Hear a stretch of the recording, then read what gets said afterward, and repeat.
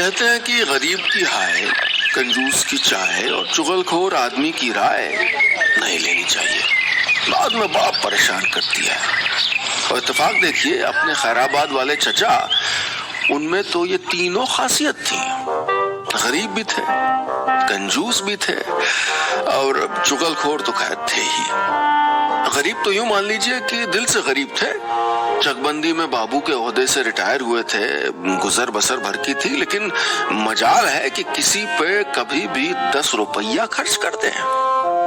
कंजूसी का आलम यह था कि उनके बारे में कहा जाता था कि वो अपने 2 मंजिला मकान की सीढ़ियों पे चढ़ते वक्त 2-2 सीढ़ी छोड़ के चढ़ते थे कि चप्पल जल्दी न घिस जाए। और चुगलखोर तो इस कदर थे कि राह चलते कोई जरा सा मुखातिब हो जाए तो मोहल्ले भर की चुगलियां करने लग जाते थे। किसी ने पूछा, अमर चाचा टाइम क्या हुआ है? लीजिए बस शुरू हो गए। बेटा टाइम बहुत खराब चल रहा है, बेटा बाप का नहीं है, बाप बेटे का नहीं है। वो इदरीसी साहब को जानते हो ना, अरे कोयले की ठेकी वाले। हाँ, अरे भाई उनके बड़े बेटे ने धोखे से मकान अपने नाम लिखवा लिया है। भैया वही वाली बात है ना कि बेटा बोले बाप से 16 दूनी 8 है? अरे बड़ा तमाशा हुआ कल, वो गाली गलौज हुई कि तौबा तौबा। असल में मामला ये ना कि उनके दादा ने 2 शादियां की थी और फिर अरे तुम साइकिल इधर लगा लो ना, छांव में आराम से सुनो। चचा पेट के बहुत हल्के थे। गलती से भी अगर कोई बात उनको पता चल जाए तो बस समझ लीजिए वो जब तक पूरे मोहल्ले को बता नहीं देते उनके पेट में मरोड़ होती रहती थी। चचा का नाम क्या था ये मुझे अभी ठीक ठीक याद नहीं आ रहा, लेकिन हाँ सब उनको चचा ही कहते थे। उम्र यही कोई 60-65 की दरमियानी, बालों में हल्की सफेदी, गले से बाजू तक कढ़ा हुआ कुर्ता, पतली कमानी वाला चश्मा और उस पे खड़ी वाली टोपी। हुलिये से किसी संजीदा बुजुर्ग जैसे लगते थे, लेकिन असल में थे नहीं। बीवी जवानी में साथ छोड़ गई थी, औलाद कोई थी नहीं, मस्त मौला आदमी थे। आदमी क्या थे, चलता फिरता रेडियो थे। कोई बात अगर पूरे मोहल्ले में फैलानी हो तो सिर्फ चचा को बता दीजिए, तो अगर ज्यादा जल्दी फैलानी हो तो इतना और कह दीजिए कि चचा किसी और को बताइएगा नहीं। बस जी हो गया काम। हम कहाँ जा रहे हैं? फिर चल दिए बस अड्डे की तरफ क्या? एक सुबह जब वो मोहल्ले की चौड़ी सड़क से बस अड्डे की तरफ चले जा रहे थे तो नुक्कड़ वाले रसूल हलवाई ने जलेबी छानते हुए आवाज लगाई। चचा ने कंधे पे झूलते हुए बैग को संभालते हुए जवाब दिया, हाँ रसूल यार, बिलावलपुरवा तक जा रहा हूँ, पीर बाबा की मजार तक हुआ हूँ, जुमेरात है ना कल। वो आंख मार के बोला, बड़े चक्कर लगा रहे हैं आजकल, कोई खास मुराद तो नहीं मांग ली हैगी? चचा शर्मीली हंसी हंसते हुए बोले, अरे नहीं यार, अब क्या मुराद मांगेंगे, बस अब मोहल्ले वालों की खैरियत की दुआ करते हैं, हमारा क्या है, सर सिजदे में है पैर कब्र में। कहते हुए चचा बस अड्डे की तरफ चल दिए। चचा के अभी तक के बयान से आप ये मत सोच लीजिएगा कि मोहल्ले में उनकी इज्जत नहीं थी। हाँ इधर की उधर जरूर लगाते थे, लेकिन लोग फिर भी उनको खूब पसंद करते थे और हर कोई उनको अपने पास बिठाने की कोशिश करता था। ना बिठाते तो दूसरे घरों की खबरें कहां से मिलती।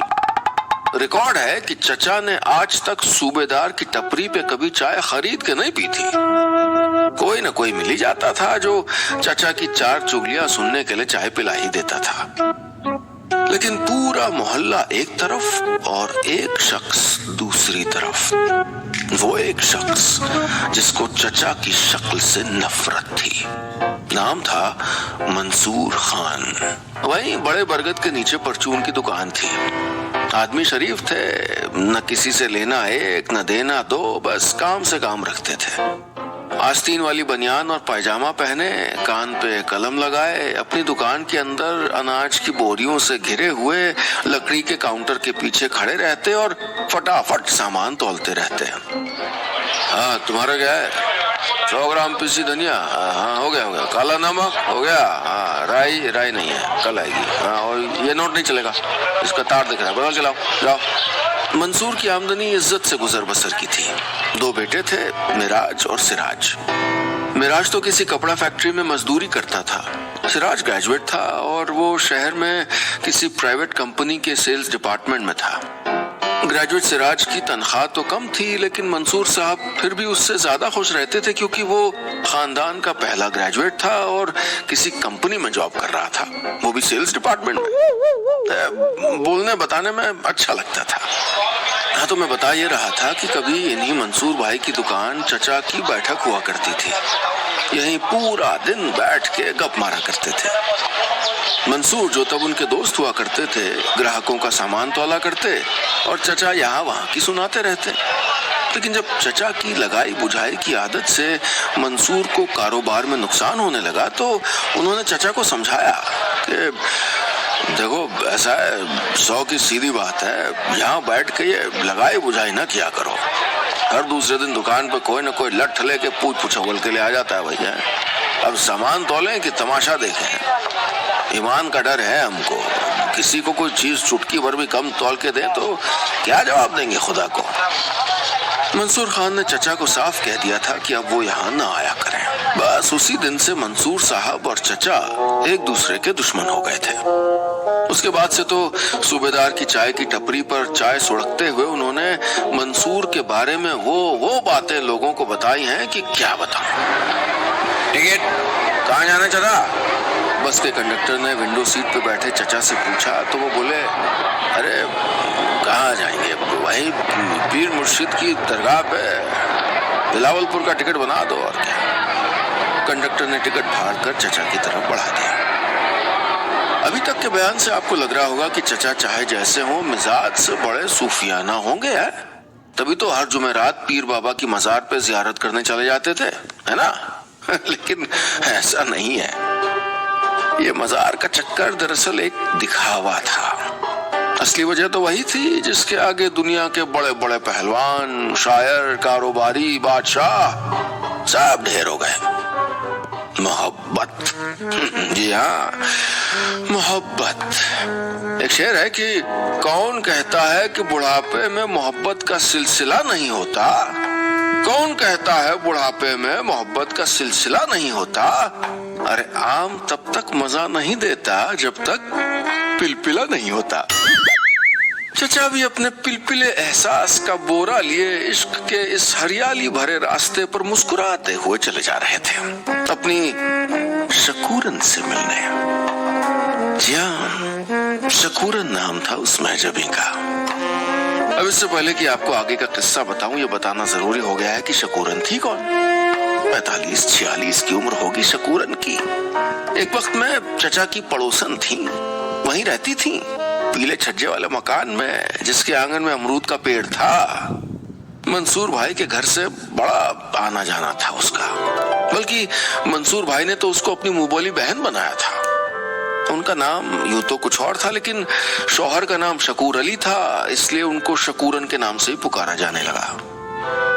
शौहर के इंतकाल के बाद से वो अकेली थी और अकेले तो चचा भी थे।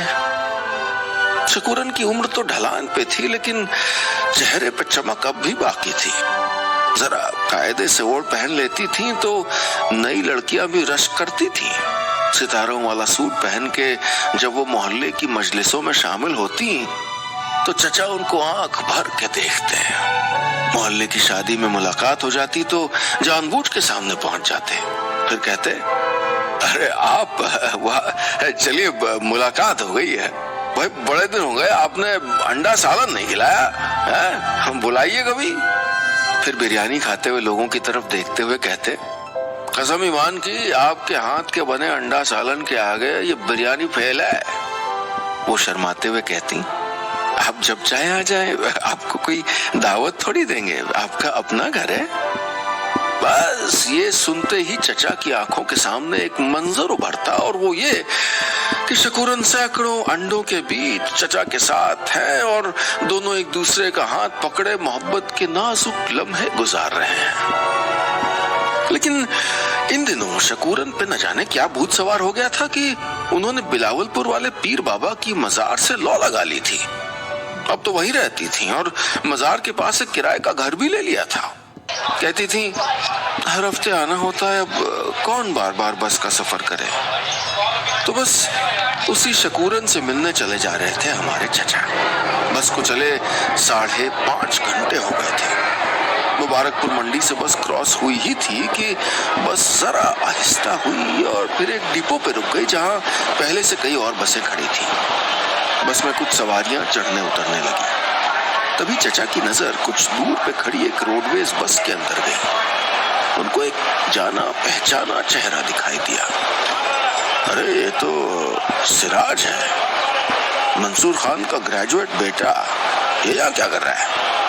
सिराज जो खानदान का पहला ग्रेजुएट था, जिसकी डिग्रियों पर मंसूर खान को रश्क था, जिसकी सेल्स वाली नौकरी के बारे में वो पूरे मोहल्ले में तस्करा किया करते थे, वो उस बस में एक बैग कंधे पे टांगे कह रहा था, ए भाईजान, ए बहन जी, 2 मिनट लूंगा आपका, जरा ध्यान दीजिए यार। मौसम खराब है, पेट में जलन होती है, बदहजमी होती है, गैस होती है, मिरोड़ होती है, जबान पे छाले निकल आते हैं, खाना खाते हैं, बदन में लगता नहीं है, आंखें जलती हैं, कमजोरी रहती है, बीवी ताना मारती है। हमारी यूनानी कंपनी ने बनाया है लुकवान हलवा, 2 चम्मच रोज गर्म पानी में लेंगे, 2 हफ्ते में आराम होगा। हाँ जी। अरे भाई साहब 1 मिनट, कंपनी का प्रचार, आपका फायदा।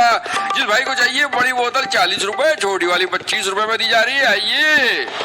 चचा कई बार आंखें मल चुके थे और फैली हुई आंखों से सिराज को देख रहे थे। तो ये है सेल्स डिपार्टमेंट। उनके पेट में दर्द शुरू हो गया था। अरे भाई, ये खबर पूरे मोहल्ले को सुनानी जो थी। इस कहानी में